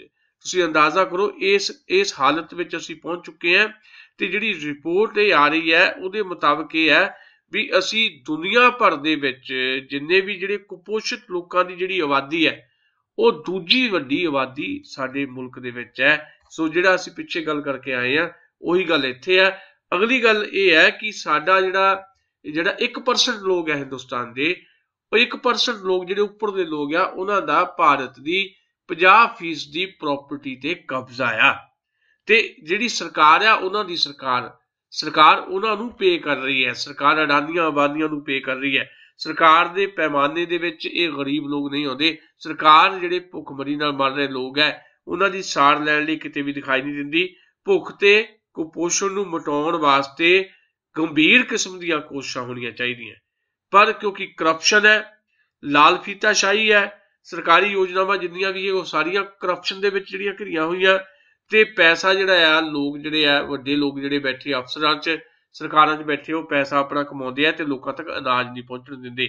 ਅੱਗੇ ਅਨਾਜ ਜਿਹੜਾ ਉਦਾਂ ਨਹੀਂ ਸੀ ਪਹੁੰਚਦਾ ਕਰਪਸ਼ਨ ਕਰਕੇ। ਹੁਣ ਆਧਾਰ ਕਾਰਡ ਦਾ ਇੱਕ ਨਵਾਂ ਜਿਹੜਾ ਵਿਵਾਦ ਆ ਸਾਡੇ ਸਾਹਮਣੇ, ਆਧਾਰ ਕਾਰਡ ਨੂੰ ਲਿੰਕ ਕਰਨ ਨਾਲ, ਇਸ ਕਰਕੇ ਜਿਹੜਾ ਲੋਕਾਂ ਤੱਕ ਜਿਹੜਾ ਮੁਫਤ ਅਨਾਜ ਦੀਆਂ ਯੋਜਨਾਵਾਂ ਉਹ ਨਹੀਂ ਪਹੁੰਚਦੀਆਂ। ਹਾਲਤ ਸਾਡੀ ਇੰਨੀ ਜ਼ਿਆਦਾ ਮਾੜੀ ਹੋ ਗਈ ਹੈ ਵੀ ਅਸੀਂ ਇਰਾਕ ਵਰਗੇ ਮੁਲਕਾਂ ਤੋਂ ਛੱਡ ਕੇ ਗਾਂ ਜਿਹੜੇ ਦੱਖਣੀ ਸਹਾਰਾ ਦੇ ਮਾਰੂਥਲ ਦੇ ਮੁਲਕ ਹੈ, ਉਹਨਾਂ ਤੋਂ ਵੀ ਪਿੱਛੇ ਚੱਲ ਰਹੇ ਆ। ਇਹ ਭਾਰਤ ਦਾ ਸੱਚ ਹੈ ਤੇ ਭਾਰਤ ਦੇ ਇਸ ਸੱਚ ਨੂੰ ਸਹੀ ਤਰੀਕੇ ਨਾਲ ਸਮਝਣ ਦੀ ਜ਼ਰੂਰਤ ਹੈ। ਜਿਹੜੀ ਜ਼ਰੂਰਤ ਸਰਕਾਰ ਦੀ ਹੈ, ਉਹ ਸਰਕਾਰ ਸਮਝਦੀ ਕਿਤੇ ਦਿਖਾਈ ਨਹੀਂ ਦੇ ਰਹੀ। ਸਰਕਾਰ ਜੁਮਲੇਬਾਜ਼ੀ 'ਚ ਯਕੀਨ ਕਰ ਰਹੀ ਹੈ ਤੇ ਲੋਕ ਲਗਾਤਾਰ ਹੋਰ ਜ਼ਿਆਦਾ ਗਰੀਬ ਦਰ ਗਰੀਬ ਹੁੰਦੇ ਜਾ ਰਹੇ ਆ, ਭੁੱਖਮਰੀ ਦਾ ਸ਼ਿਕਾਰ ਹੁੰਦੇ ਜਾ ਰਹੇ ਆ। ਦੁਸਾਂਝ ਸਾਹਿਬ, ਅੱਜ ਕੱਲ੍ਹ ਤਿਉਹਾਰਾਂ ਦਾ ਮੌਸਮ ਹੈ, ਸੋ ਮੇਰਾ ਆਖਰੀ ਸਵਾਲ ਵੀ ਇਹਦੇ ਨਾਲ ਹੀ ਸੰਬੰਧਿਤ ਹੈ। ਜਿਵੇਂ ਕਿ ਦੁਸ਼ਹਿਰਾ ਲੰਘ ਗਿਆ, ਦੀਵਾਲੀ ਦਸਤਕ ਦੇ ਰਹੀ ਹੈ, ਦਿੱਲੀ 'ਚ ਪਟਾਕੇ ਵੇਚਣ ਤੇ ਪਾਬੰਦੀ ਲਾ ਦਿੱਤੀ ਹੈ। ਹਾਈ ਕੋਰਟ ਨੇ ਪੰਜਾਬ, ਹਰਿਆਣਾ ਤੇ ਚੰਡੀਗੜ੍ਹ 'ਚ ਪਟਾਕੇ ਵਜਾਉਣ ਲਈ 3 ਘੰਟੇ ਦਾ ਸਮਾਂ ਦਿੱਤਾ ਹੈ। ਇਹ ਸਾਰਾ ਕੁਝ ਅਦਾਲਤਾਂ ਦੀ ਬਦੌਲਤ ਹੋ ਰਿਹਾ ਹੈ। ਸਰਕਾਰਾਂ ਦਾ ਵਾਤਾਵਰਨ ਬਚਾਉਣ ਵੱਲ ਧਿਆਨ ਕਿਉਂ ਨਹੀਂ ਹੈ? ਪਹਿਲੀ ਗੱਲ ਤਾਂ ਇਹ ਹੈ ਕਿ ਤਿਉਹਾਰ, ਕਿਸੇ ਵੀ ਕਿਸਮ ਦੇ ਤਿਉਹਾਰ ਹੋਣ, ਕਿਸੇ ਵੀ ਧਰਮ ਨਾਲ ਜੁੜੇ ਹੋਣ, ਕਿਸੇ ਵੀ ਫਿਰਕੇ ਨਾਲ ਜੁੜੇ ਹੋਣ, ਜਾਂ ਸਾਡੀ ਤਹਿਜ਼ੀਬ ਦੇ ਵਿੱਚ ਜਿੰਨੇ ਵੀ ਸਾਡੇ ਤਿਉਹਾਰ ਹੈ, ਸਾਡੇ ਸਾਰਿਆਂ ਦੇ ਸਾਂਝੇ ਤਿਉਹਾਰ ਹੈ। ਕਿਸੇ ਧਰਮ ਨਾਲ ਜੋੜ ਕੇ ਕੋਈ ਗੱਲ ਨਹੀਂ ਦੇਖੀ ਜਾਣੀ ਚਾਹੀਦੀ। ਸਾਰੇ ਅਸੀਂ ਰਲ ਮਿਲ ਕੇ ਉਹ ਤਿਉਹਾਰ ਮਨਾਉਂਦੇ ਹਾਂ, ਪਰ ਸਾਡੇ ਤਿਉਹਾਰਾਂ ਦੇ ਕਨਸੈਪਟ ਬਦਲਦੇ ਜਾ ਰਹੇ ਨੇ। ਇੱਕ ਤਾਂ ਮਾਰਕੀਟ ਬਹੁਤ ਹਾਵੀ ਹੋ ਗਈ ਹੈ ਸਾਡੇ ਫੈਸਟੀਵਲਸ ਦੇ ਉੱਤੇ।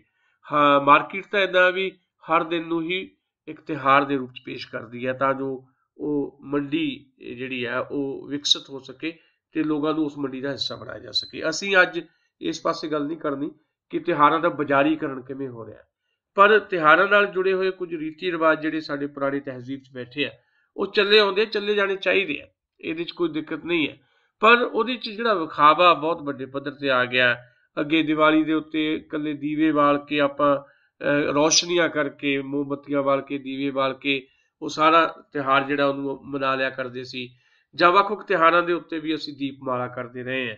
ਪਰ ਹੁਣ ਉਹਦੇ 'ਚ ਜਿਹੜੇ ਪਟਾਕਿਆਂ ਦਾ ਸ਼ੋਰ ਸ਼ਰਾਬਾ ਤੇ ਵਾਤਾਵਰਨ ਨੂੰ ਦੂਸ਼ਿਤ ਕਰਨ ਦਾ ਜਿਹੜਾ ਬਹੁਤ ਵੱਡੇ ਪੱਧਰ ਦੇ ਉੱਤੇ ਇਹ ਸਾਰਾ ਕਾਰਨ ਬਣਦਾ, ਉਹ ਬਹੁਤ ਜ਼ਿਆਦਾ ਵੱਧ ਗਿਆ। ਪਿਛਲੇ 25-30 ਸਾਲ ਤੋਂ ਤਾਂ ਇੰਨਾ ਜ਼ਿਆਦਾ ਵੱਧ ਗਿਆ ਕਿ ਹਾਲਤ ਇਹ ਹੋ ਗਈ ਪਿਛਲੀ ਵਾਰੀ ਦਿੱਲੀ ਦੇ ਵਿੱਚ ਵੀ ਮੈਡੀਕਲ ਐਮਰਜੈਂਸੀ ਦੇ ਹਾਲਾਤ ਪੈਦਾ ਹੋ ਗਏ ਪਿਛਲੀ ਦੀਵਾਲੀ ਤੇ ਦਿੱਲੀ 'ਚ।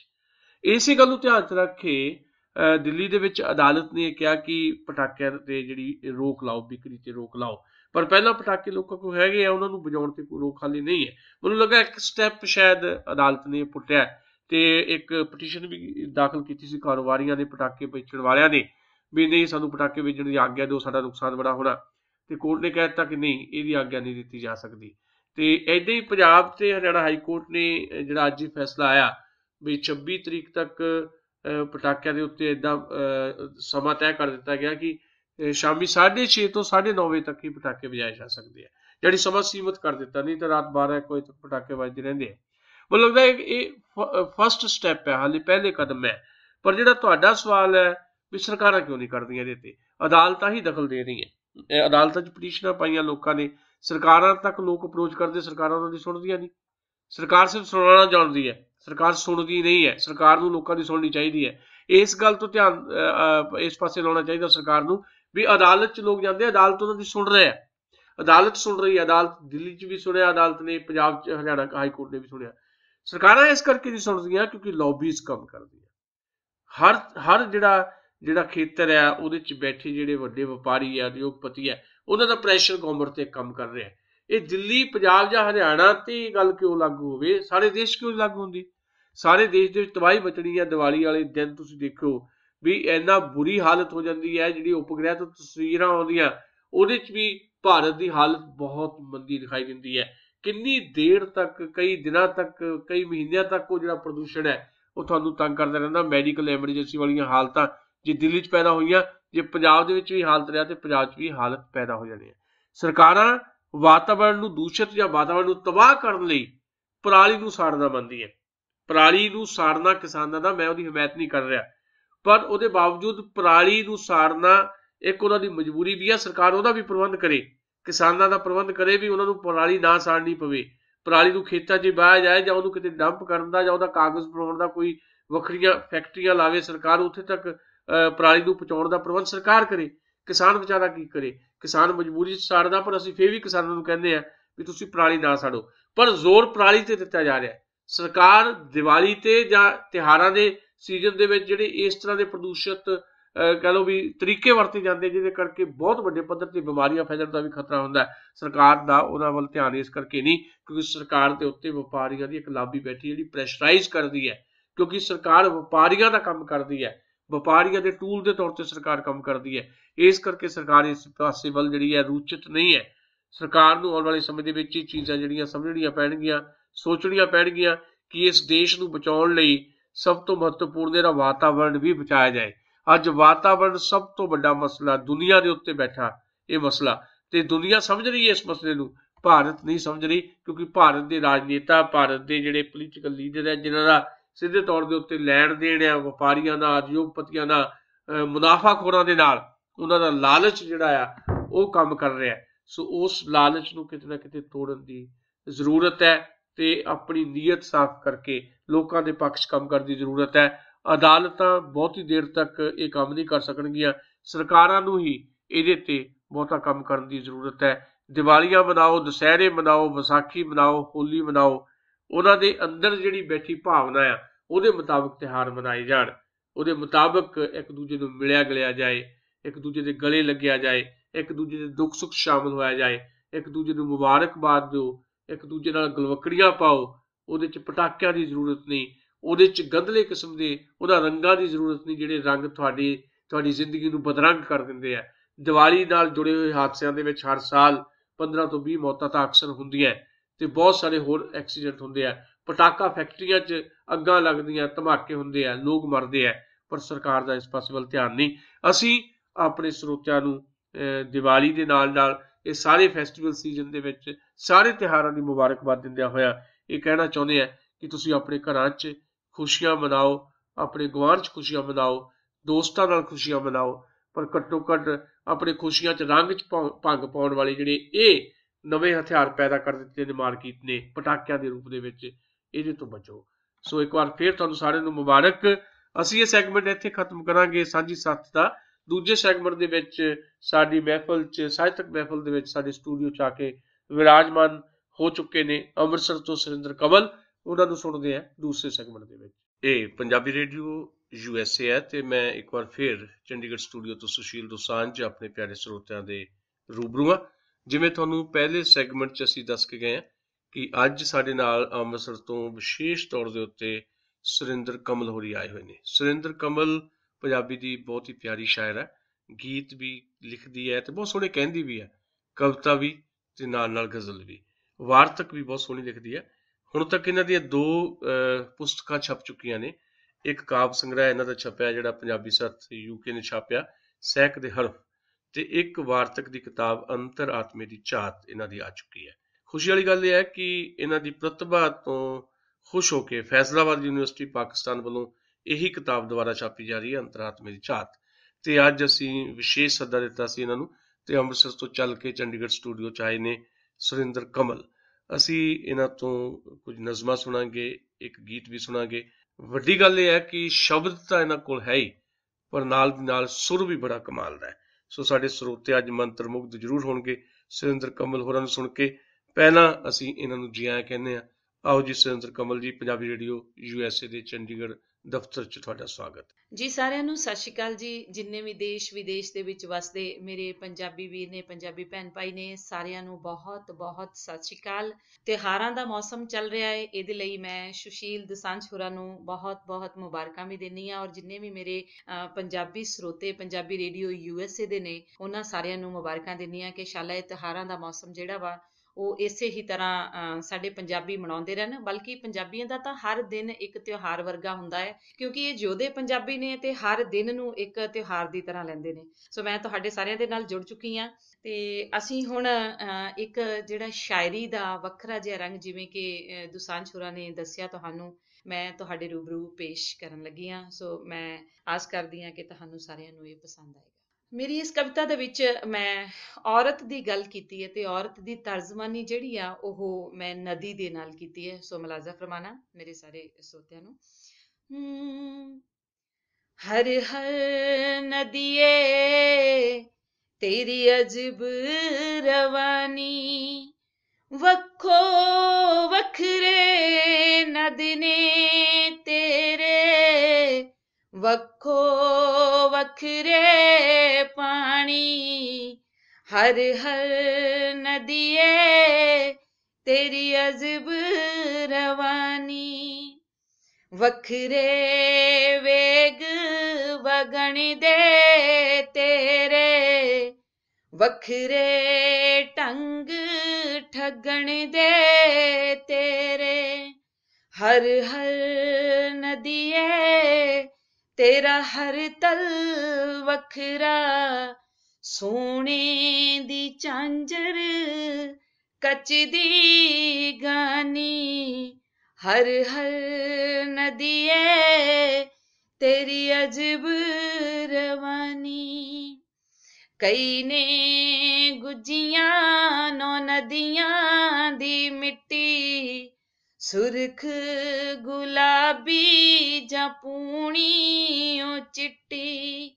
ਹਰ ਤਨ ਯੁਗ ਦੀ ਉਮਰ ਹੰਡਾਵੇ, ਉੱਡਣ ਖਟੋਲੇ ਦੇ ਬਣ ਬਣ ਹਾਣੀ। ਹਰ ਹਰ ਨਦੀਏ ਤੇਰੀ ਅਜਬ ਰਵਾਨੀ। ਮੁਲਾਜ਼ਾ ਫਰਮਾਨਾ ਜੀ। ਹਰ ਥਾਂ ਵਗਣਾ ਪੈਣਾ ਤੈਨੂੰ, ਭਾਵੇਂ ਪਾਣੀ ਹੋ ਜਾਣ ਲਹਿਰੀ। ਹਰ ਥਾਂ ਜਗਣਾ ਪੈਣਾ ਤੈਨੂੰ, ਤੂੰ ਦੀਵੇ ਦੀ ਲੋ ਜੂ ਠਹਿਰੀ। ਮਹਾਨਾਇਕਾਂ ਦਾ ਅਕਸ ਖਿੰਡਾਉਂਦੀ, ਚਾੜੇ ਕਮਾਨ ਤੇ ਕਾਨੀ। ਹਰ ਹਰ ਨਦੀਏ ਤੇਰੀ ਅਜਬ ਰਵਾਨੀ। ਪਰ ਦੋਸਤੋ, ਤੁਸੀਂ ਸੁਣ ਰਹੇ ਸੀ ਸੁਰਿੰਦਰ ਕਮਲ ਹੋਰਾਂ ਦੀ ਇੱਕ ਨਜ਼ਮ, ਜਿਹੜੀ ਉਹਨਾਂ ਨੇ ਬਹੁਤ ਹੀ ਖੂਬਸੂਰਤ ਆਵਾਜ਼ ਦੇ ਵਿੱਚ ਤੁਹਾਡੇ ਨਾਲ ਸਾਂਝੀ ਕੀਤੀ ਹੈ। ਅਸੀਂ ਇਹਨਾਂ ਤੋਂ ਇੱਕ ਨਜ਼ਮ ਹੋਰ ਸੁਣਨੀ ਚਾਹਾਂਗੇ, ਜਿਹੜੀ ਨਜ਼ਮ ਅਸਲ 'ਚ ਦੇਸ਼ ਬਾਰੇ ਹੈ, ਸਾਡਾ ਦੇਸ਼ ਬਿਰਖ। ਮਤਲਬ ਤੁਸੀਂ ਦੇਖੋ ਕਿ ਅੱਜ ਦੇਸ਼ ਦੀ ਹਾਲਤ ਕੀ ਹੈ। ਉਸ ਦੇਸ਼ ਦੀ ਹਾਲਤ ਦੇ ਵਿੱਚ ਸਿੱਧੇ ਤੌਰ ਤੇ ਟਿੱਪਣੀਆਂ ਕਰਨੀਆਂ ਹੋਰ ਗੱਲ ਹੁੰਦੀਆਂ, ਸਿਆਸੀ ਟਿੱਪਣੀਆਂ ਵੱਖਰੀਆਂ ਹੁੰਦੀਆਂ, ਪਰ ਇੱਕ ਕਵੀ ਜਦੋਂ ਦੇਸ਼ ਦਾ ਇੱਕ ਬਿੰਬ ਵਰਤਦਾ ਹੈ, ਪ੍ਰਤੀਕ ਵਰਤਦਾ ਹੈ, ਤੇ ਉਸ ਨੂੰ ਕਿਵੇਂ ਆਪਣੇ ਕਲਾਵੇ 'ਚ ਲੈਂਦਾ, ਸ਼ਾਇਦ ਇਸ ਨਜ਼ਮ ਦੇ ਵਿੱਚ ਉਸ ਰੂਪ ਦੇ ਵਿੱਚ ਸਾਡੇ ਸਾਹਮਣੇ ਸਾਰੀ ਗੱਲ ਆਏਗੀ। ਇਸ ਨਜ਼ਮ ਤੋਂ ਬਾਅਦ ਆਪਾਂ ਇਹਨਾਂ ਤੋਂ ਇੱਕ ਬਿਲਕੁਲ ਵੱਖਰੀ ਸ਼ੈਲੀ ਦੇ ਵਿੱਚ ਛੱਲਾ ਵੀ ਸੁਣਾਂਗੇ ਇਹਨਾਂ ਦੀ ਸੁਰੀਲੀ ਆਵਾਜ਼ ਦੇ ਵਿੱਚ। ਪਹਿਲਾਂ ਸੁਣਦੇ ਹਾਂ ਦੇਸ਼ ਇਹ ਬਿਰਖ ਜੀ। ਜਿਵੇਂ ਔਰਤ ਦੀ ਤਰਜਮਾਨੀ ਜਿਹੜੀ ਉਹ ਨਦੀਆਂ ਦੇ ਨਾਲ ਹੈ, ਕਿਉਂਕਿ ਸ਼ਾਇਰੀ ਹੈ, ਸ਼ਾਇਰੀ ਇਸੇ ਹੀ ਢੰਗ ਦੇ ਨਾਲ ਚੱਲਦੀ ਹੈ ਜਿਵੇਂ ਜਿਵੇਂ ਰਵਾਨਗੀ ਪਾਣੀਆਂ ਦੀ ਚੱਲਦੀ ਹੈ। ਦੂਜੇ ਪਾਸੇ ਮੈਂ ਆਪ ਜੀ ਦੇ ਨਾਲ ਜੋ ਦੋਸਾਂਝ ਜੀ ਨੇ ਕਿਹਾ ਹੈ ਕਿ ਬਿਰਖ ਦੇਸ਼, ਕੁਝ ਜੋ ਸਾਡੇ ਭਾਰਤ ਦਾ ਹੁਣ ਦਾ ਸਮੇਂ ਦਾ ਜੋ ਚੱਲ ਰਿਹਾ ਵਾ, ਉਹਦੇ ਵਿੱਚ ਜਿਵੇਂ ਰੁੱਖ ਖਲੋਤੇ ਹਰ ਤਰ੍ਹਾਂ ਦੇ ਮੌਸਮ ਨੂੰ ਝੱਲਦੇ ਨੇ, ਇੱਦਾਂ ਹੀ ਸਾਡਾ ਦੇਸ਼ ਜਿਹੜਾ ਵਾ ਉਹ ਬਿਰਖ ਹੋ ਕੇ ਸਾਰੇ ਮੌਸਮਾਂ ਨੂੰ ਝੱਲ ਰਿਹਾ, ਚਾਹੇ ਕਿੱਦਾਂ ਦੇ ਵੀ ਮੌਸਮ ਆਉਂਦੇ ਨੇ। ਸੋ ਮੈਂ ਇਹਨੂੰ ਕੋਸ਼ਿਸ਼ ਕੀਤੀ ਹੈ ਇੱਕ ਹੋਰ ਤਰ੍ਹਾਂ ਦੇ ਰੰਗ ਦੇ ਵਿੱਚ ਢਾਲਣ ਦੀ। ਮੈਨੂੰ ਲੱਗਦਾ ਹੈ ਕਿ ਤੁਹਾਨੂੰ ਜ਼ਰੂਰ ਪਸੰਦ ਆਏਗਾ। ਸਾਡਾ ਦੇਸ਼ ਤਾਂ ਬਿਰਖ ਦੇਸ਼ ਹੈ, ਸਾਡਾ ਵੇਸ ਤਾਂ ਫਕੀਰੀ ਵੇਸ ਹੈ, ਕਿ ਸਾਡੀਆਂ ਸਮਝਾਂ ਦੀਆਂ ਵੇਲਾਂ ਕਦ ਹੋਣਗੀਆਂ ਹਰੀਆਂ, ਕਿ ਸਾਡੀ ਤਾਂ ਥੋੜ੍ਹਾਂ ਦੀ ਵਰੇਸ ਹੈ। ਸਾਡਾ ਦੇਸ਼ ਤਾਂ ਬਿਰਖ ਦੇਸ਼ ਹੈ, ਸਾਡਾ ਵੇਸ ਤਾਂ ਫਕੀਰੀ ਵੇਸ ਹੈ, ਕਿ ਧੁਰ ਦੀ ਲੀਕ ਦੇ ਅੰਦਰ ਇਕਈਆਂ ਨੇ ਬੇਗਾਨੀਆਂ ਬਸਤੀਆਂ, ਕਿ ਚਿੱਟਿਆਂ ਚੋਗਿਆਂ ਦੇ ਅੰਦਰ ਲਿਸ਼ਕਣ ਪਈਆਂ ਕਾਲੀਆਂ ਹਸਤੀਆਂ, ਕਿ ਯੁੱਗਾਂ ਤੋਂ ਜਟਾਵਾਂ ਧਾਰ ਪਏ ਰੋਂਦੇ, ਸਾਡੇ ਇਹ ਇਤਰੀ ਕੇਸ ਵੇ, ਕਿ ਸਾਡਾ ਦੇਸ਼ ਤਾਂ ਬਿਰਖ ਦੇਸ਼ ਹੈ, ਸਾਡਾ ਵੇਸ ਤਾਂ ਫਕੀਰੀ ਵੇਸ ਹੈ। ਸੋ ਗੁਰੂਆਂ ਪੀਰਾਂ ਦੀ ਇਸ ਧਰਤੀ ਦੇ ਉੱਤੇ ਕਿਸ ਤਰ੍ਹਾਂ ਯੁੱਗਾਂ ਯੁੱਗਾਂ ਤੋਂ ਸਾਡੇ ਲੋਕ ਅਮੀਰੀ ਭੋਗਦੇ ਅੱਜ ਕਿਸ ਤਰ੍ਹਾਂ ਗਰੀਬੀ ਵੱਲ ਨੂੰ ਜਾ ਰਹੇ ਨੇ। ਕਹਿੰਦੇ ਨੇ ਜਿਨ੍ਹਾਂ ਯੁੱਗਾਂ ਤੋਂ ਚੜ੍ਹਦੇ ਸੂਰਜ ਨਾ ਤੱਕੇ ਹੋਣ, ਕਿ ਜਿਨ੍ਹਾਂ ਪੱਲੀਆਂ ਨਾਲ ਉਮਰਾਂ ਤੋਂ ਨੰਗ ਢੱਕੇ ਹੋਣ, ਕੀਕਣ ਬਹਿਣ ਨਿੱਠ ਕੇ ਗੂੰਗੇ ਬੋਲ ਲੈ ਕੇ, ਕਿ ਸਾਡੇ ਮੱਥੇ ਤਾਂ ਵਣਜਾਰਿਆਂ ਦਾ ਭੇਸ ਹੈ। ਸਾਡਾ ਦੇਸ਼ ਤਾਂ ਬਿਰਖ ਦੇਸ਼ ਹੈ, ਸਾਡਾ ਵੇਸ ਤਾਂ ਫਕੀਰੀ ਵੇਸ ਹੈ। ਸੋ ਪੰਜਾਬੀ ਸਦਾ ਚੱਲਦੇ ਰਹਿੰਦੇ ਨੇ ਵਣਜਾਰਿਆਂ ਦੀ ਤਰ੍ਹਾਂ, ਜਿਵੇਂ ਕਦੇ ਨਹੀਂ ਰੁਕਦੇ। ਸੋ ਦੇਸ਼ਾਂ ਵਿਦੇਸ਼ਾਂ ਦੇ ਵਿੱਚ ਜਿੱਥੇ ਵੀ ਪੰਜਾਬੀਆਂ ਨੇ ਆਪਣੇ ਝੰਡੇ ਜਾ ਕੇ ਗੱਡੇ ਨੇ, ਕਹਿੰਦੇ ਨੇ ਇੱਥੇ ਹੀਰਾਂ ਦੇ ਪਿੱਛੇ ਰਾਂਝੜੇ ਜੋਗੜੇ ਬਣ ਫਿਰਦੇ ਨੇ, ਇੱਥੇ ਹੀਰਾਂ ਦੇ ਪਿੱਛੇ ਰਾਂਝੜੇ ਜੋਗੜੇ ਬਣ ਫਿਰਦੇ ਨੇ। ਮੈਨੂੰ ਸਮਝ ਨਹੀਂ ਆਈ ਕਿ ਆਸ਼ਿਕ ਕਿਹੜੀ ਧਿਰਦੇ ਨੇ, ਲੁੱਟ ਲਵੋ ਲੋਕੋ ਲੁੱਟ ਲਵੋ ਕੋਈ ਫਰਕ ਨਹੀਂ ਪੈਣਾ, ਕਿ ਕਮਲ ਸਾਡੇ ਮੋਢੇ ਤਾਂ ਵਾਰਸ ਦਾ ਖੇਸ ਹੈ। ਸਾਡਾ ਦੇਸ਼ ਤਾਂ ਬਿਰਖ ਦੇਸ਼ ਹੈ, ਸਾਡਾ ਵੇਸ ਫਕੀਰੀ ਵੇਸ ਹੈ, ਕਿ ਸਾਡੀਆਂ ਸਮਝਾਂ ਦੀਆਂ ਵੇਲਾਂ ਕਦ ਹੋਣਗੀਆਂ ਹਰੀਆਂ, ਕਿ ਸਾਡੀ ਤਾਂ ਥੋੜ੍ਹਾਂ ਦੀ ਵਰੇਸ ਹੈ। ਸਾਡਾ ਦੇਸ਼ ਤਾਂ ਬਿਰਖ ਦੇਸ਼ ਹੈ। ਪਿਆਰੇ ਸਰੋਤਿਓ, ਤੁਸੀਂ ਸੁਣ ਰਹੇ ਸੀ ਬਹੁਤ ਹੀ ਖੂਬਸੂਰਤ ਨਜ਼ਮ, ਸਾਡਾ ਦੇਸ਼ ਤਾਂ ਬਿਰਖ ਦੇਸ਼ ਹੈ। ਜਿਵੇਂ ਮੈਂ ਸ਼ੁਰੂ 'ਚ ਕਿਹਾ ਸੀ ਕਿ ਜਦੋਂ ਤੁਸੀਂ ਕੋਈ ਪ੍ਰਤੀਕ ਲੈਂਦੇ ਹੋ, ਬਿੰਬ ਲੈਂਦੇ ਹੋ, ਉਹਨੂੰ ਨਿਭਾਉਂਦੇ ਕਿੱਦੋਂ। ਸੋ ਅੱਜ ਦੀ ਸਾਡੀ ਪੰਜਾਬੀ ਦੀ ਪੋਇਟਰੀ ਦੇ ਵਿੱਚ ਬੜੀ ਕਮਾਲ ਦੀ ਗੱਲ ਹੈ ਕਿ ਨਵੇਂ-ਨਵੇਂ ਪ੍ਰਤੀਕ ਲਏ ਜਾ ਰਹੇ ਨੇ ਤੇ ਉਹਨਾਂ ਨੂੰ ਨਿਭਾਇਆ ਵੀ ਬਹੁਤ ਖੂਬਸੂਰਤੀ ਨਾਲ ਜਾ ਰਿਹਾ। ਖਾਸ ਤੌਰ ਤੇ ਇਸਤਰੀ ਕਾਵਿ ਜਿਹੜਾ ਪੰਜਾਬੀ ਦਾ ਇਸਤਰੀ ਕਾਵਿ, ਉਹ ਆਪਣਾ ਰੂਪ ਬਦਲ ਰਿਹਾ, ਆਪਣੀ ਕਾਇਆ ਬਦਲ ਰਿਹਾ। ਅੱਗੇ ਇਸਤਰੀ ਦੀ ਜਿਹੜੀ ਕਵਿਤਾ ਬਹੁਤੀ ਜਿਹੜੀ ਰਚੀ ਜਾਂਦੀ ਰਹੀ ਅੱਜ ਤੋਂ 10 ਸਾਲ ਪਹਿਲਾਂ, ਉਹ ਸਿੱਧੇ ਤੌਰ ਤੇ ਮਰਦ ਦੇ ਖਿਲਾਫ ਹੁੰਦੀ ਸੀ। ਅੱਜ ਦੀ ਕਵਿਤਾ ਮਰਦ ਦੀ ਸੱਤਾ ਦੇ ਖਿਲਾਫ ਹੈ। ਸੋ ਇਸ ਤਰ੍ਹਾਂ ਦੀਆਂ ਨਜ਼ਮਾਂ ਆ ਰਹੀਆਂ ਨੇ ਤੇ ਆਉਣ ਵਾਲਾ ਸਮਾਂ ਸ਼ਾਇਦ ਸਾਡਾ ਹੋਰ ਬਿਹਤਰ ਹੋ ਸਕੇਗਾ। ਅਸੀਂ ਹੁਣ ਅਖੀਰ ਦੇ ਵਿੱਚ ਆਖਰੀ ਪੜਾਅ ਜਾਂ ਇਸ ਸੈਗਮੈਂਟ ਦੇ ਵਿੱਚ ਤੇ ਸੁਣਨਾ ਚਾਹਾਂਗੇ ਇੱਕ ਵੱਖਰੀ ਸ਼ੈਲੀ ਦੇ ਵਿੱਚ ਛੱਲਾ, ਬਹੁਤ ਹੀ ਖੂਬਸੂਰਤ ਆਵਾਜ਼ ਦੇ ਵਿੱਚ ਸੁਰਿੰਦਰ ਕਮਲ ਹੋਰੀ ਤੁਹਾਡੇ ਨਾਲ ਸਾਂਝਾ ਕਰਨਗੇ ਛੱਲਾ। ਜੀ ਮੇਰੇ ਜਿੰਨੇ ਵੀ ਪਿਆਰੇ ਸਰੋਤੇ ਨੇ, ਮੈਂ ਸੋਚਦੀ ਹਾਂ ਕਿ ਉਹ ਇਸ ਪ੍ਰੋਗਰਾਮ ਨੂੰ ਖੂਬ ਆਨੰਦ ਮਾਣ ਰਹੇ ਹੋਣਗੇ। ਔਰ ਜੇ ਕੋਈ ਗਲਤੀ ਹੋ ਵੀ ਜਾਵੇ ਤਾਂ ਛੋਟੀ ਸਮਝ ਕੇ ਜ਼ਰੂਰ ਮਾਫ ਕਰ ਦਿਓ, ਪਰ ਮੇਰੀ ਇਹ ਅਲੱਗਾ ਕੋਸ਼ਿਸ਼ ਹੈ ਕਿ ਤੁਸੀਂ ਸਾਰੇ ਜਣੇ ਇਸ ਮੂਮੈਂਟਸ ਨੂੰ ਆਨੰਦ ਮਾਣੋ। ਸੋ ਮੈਂ ਇੱਕ ਵੱਖਰੇ ਢੰਗ ਦੇ ਨਾਲ ਛੱਲਾ ਜਿਹੜਾ ਉਹ ਖੁਦ ਉਹਨੂੰ ਲਿਖ ਕੇ ਉਹਨੂੰ ਕੋਸ਼ਿਸ਼ ਕੀਤੀ ਹੈ ਮਿਊਜ਼ਿਕ ਦੇ ਵਿੱਚ ਢਾਲਣ ਦੀ, ਔਰ ਮੈਂ ਸੋਚਦੀ ਹਾਂ ਕਿ ਤੁਹਾਨੂੰ ਇਹ ਜ਼ਰੂਰ ਪਸੰਦ ਆਊਗਾ। ਆਓ ਸੁਣਦੇ ਹਾਂ ਛੱਲਾ। ਮੈਂ ਛੱਲਾ ਚੀਚੀ ਵਿੱਚ ਪਾਇਆ ਏ, ਵੇ ਖੱਤ ਸੱਜਣਾ ਦਾ ਆਇਆ ਏ, ਮੈਂ ਸਾਲੂ ਸਿਰ ਉੱਤੋਂ ਲਾਇਆ ਏ, ਵੇ ਨੈਣੀ ਸੁਰਮਾ ਵੀ ਪਾਇਆ ਏ, ਵੇ ਅੱਖੀਆਂ 'ਚ ਉਮਰ ਲੰਗੀ, ਛੱਲਾ ਮੁੜ ਕੇ ਨਾ ਆਇਆ ਵੇ, ਵੇ ਛੱਲਾ ਮੁੜ ਕੇ ਨਾ ਆਇਆ ਵੇ, ਵੇ ਛੱਲਾ ਮੁੜ ਕੇ ਨਾ ਆਇਆ ਵੇ, ਵੇ ਛੱਲਾ ਮੁੜ ਕੇ ਨਾ ਆਇਆ ਵੇ।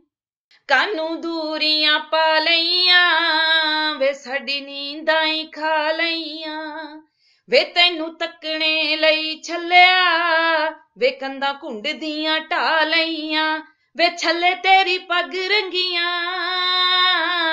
ਅਸਾਂ ਚੁੰਨੀਆਂ ਰੰਗਾ ਲਈਆਂ, ਵੇ ਅਸਾਂ ਚੁੰਨੀਆਂ ਰੰਗਾ ਲਈਆਂ, ਵੇ ਅਸਾਂ ਚੁੰਨੀਆਂ ਰੰਗਾ ਲਈਆਂ, ਵੇ ਅਸਾਂ ਚੁੰਨੀਆਂ ਰੰਗਾ ਲਈਆਂ।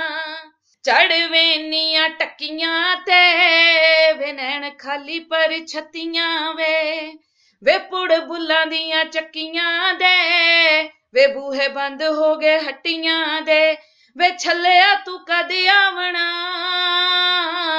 ਸਾਹ ਮੁੱਕ ਚੱਲੇ ਤੱਤੀਆਂ ਦੇ, ਵੇ ਸਾਹ ਮੁੱਕ ਚੱਲੇ ਤੱਤੀਆਂ ਦੇ, ਵੇ ਸਾਹ ਮੁੱਕ ਚੱਲੇ ਤੱਤੀਆਂ ਦੇ, ਵੇ ਸਾਹ ਮੁੱਕ ਚੱਲੇ ਤੱਤੀਆਂ ਦੇ। ਮੈਂ ਡਾਹੀ ਛੱਲੇ ਲਈ ਪੀੜੀ ਵੇ, ਵੇ ਸਾਡੀ ਛੱਲੇ ਨਾ ਸਕੀਰੀ ਵੇ, ਮੈਂ ਜਾਵਾਂ ਨਿੱਕ ਸੁੱਕ ਚੀਰੀ ਵੇ ਨਾਲੇ ਭੁੰਨ ਦੀ ਪੰਜੀਰੀ ਵੇ, ਮੈਂ ਛੱਲੇ ਲਈ ਖਰੀਦਾਂ ਮੁੰਦਰੀ, ਵੇਚਾਂ ਗਲ ਦੀ ਜੰਜੀਰੀ ਵੇ, ਮੈਂ ਵੇਚਾਂ ਗਲ ਦੀ ਜੰਜੀਰੀ ਵੇ, ਮੈਂ ਵੇਚਾਂ ਗਲ ਦੀ ਜੰਜੀਰੀ ਵੇ, ਮੈਂ ਵੇਚਾਂ ਗਲ ਦੀ ਜੰਜੀਰੀ ਵੇ। ਲਓ ਜੀ, ਇਸ ਛੱਲੇ ਦੇ ਨਾਲ ਹੀ ਅਸੀਂ ਤੁਹਾਡੇ ਤੋਂ ਆਗਿਆ ਲਵਾਂਗੇ। ਬਹੁਤ ਸ਼ੁਕਰੀਆ ਸੁਰਿੰਦਰ ਕਮਲ ਹੋਰਾਂ ਦਾ, ਜਿਹੜੇ ਕਿ ਵਿਸ਼ੇਸ਼ ਤੌਰ ਤੇ ਸਾਡੇ ਸੱਦੇ ਤੇ ਅੰਮ੍ਰਿਤਸਰ ਤੋਂ ਇੱਥੇ ਚੰਡੀਗੜ੍ਹ ਸਾਡੇ ਸਟੂਡੀਓ 'ਚ ਪਹੁੰਚੇ ਆ। ਬਹੁਤ ਮਿਹਰਬਾਨੀ ਜੀ, ਤੁਹਾਡਾ ਬਹੁਤ ਬਹੁਤ ਸ਼ੁਕਰੀਆ। ਫੇਰ ਕਦੇ ਮਿਲਾਂਗੇ ਇਸੇ ਪ੍ਰੋਗਰਾਮ 'ਚ ਜਾਂ ਕਿਸੇ ਵੀ ਹੋਰ ਪ੍ਰੋਗਰਾਮ ਦੇ ਵਿੱਚ। ਸੁਰਿੰਦਰ ਕਮਲ ਹੋਰਾਂ ਨੂੰ ਸਾਂਝੀ ਸਾਥ ਦੇ ਇਸ ਦੂਸਰੇ ਸੈਗਮੈਂਟ 'ਚ ਹੁਣ ਦਿਓ ਆ ਗਿਆ। ਅਗਲੇ ਹਫਤੇ ਆਪਣੀ ਫਿਰ ਮੁਲਾਕਾਤ ਹੋਏਗੀ। ਬਹੁਤ ਬਹੁਤ ਮਿਹਰਬਾਨੀ, ਬਹੁਤ ਬਹੁਤ ਸ਼ੁਕਰੀਆ।